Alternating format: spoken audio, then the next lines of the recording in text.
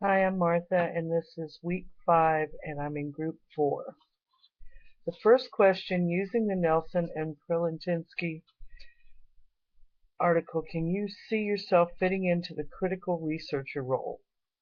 Yes. How? Critical research has its roots in participatory research, action, feminist, and anti-racist research. It is a research that promotes change. I chose this major for that reason, to see social change which results in better lives, equal rights, and improving conditions for those without basic needs. The question for our group is, according to the Nelson and Prelitinsky text, what is the process for critical research? Nelson and Prelitinsky say that the process requires a, quote, high degree of collaboration among researchers, disadvantaged groups, and other stakeholders, with constant communication and feedback loops. This research is very important and can have a profound impact on those involved.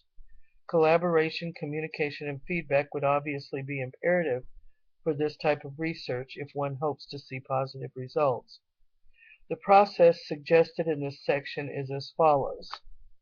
Organize a stakeholder group and clarify roles. Identify your assumptions about people in research. Highlight the context of the situation. Identify the purpose of the evaluation.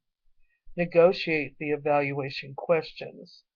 Develop methods for gathering information. Develop a data analysis plan. Gather information. Analyze the information. Share the information and act on the results. What methods are best suited for this kind of research? This chapter discusses methods of the critical paradigm. Analytical research has the goal of problem analysis and the acquisition of knowledge for psychological and political reasons, whereas activist intervention research, which seems to be similar if used for this purpose as well as to transform. This type of research creates change by defining the issue and looking at the issue critically. Also, it needs to be educational and raise awareness of the social issues. This research requires validation. The psychopolitical validity has two components: epistemic, which involves personal, relational, and collective analysis, which concerns issues of power. The other is transformational validity, and is the degree at which this research strives for social change.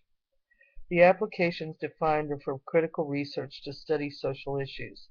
I think this is used to discover and define the issues and where the issues exist.